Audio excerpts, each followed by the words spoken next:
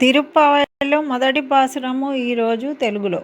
మార్గశిరమాసాన మంచి వెన్నెల రోజు, నీరాడ కోరువారు రారండి రమణులారా. శ్రీలు పొంగెడు వ్రేపల్లె పడుచులారా, దివ్యాభరణములు దాల్చిన మేల్బంతులారా.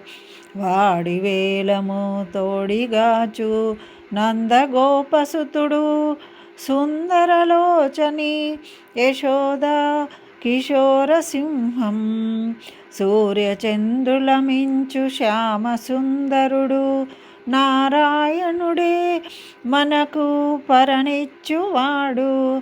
జగతికే మంగళము గూర్చు మన శ్రీవ్రతము.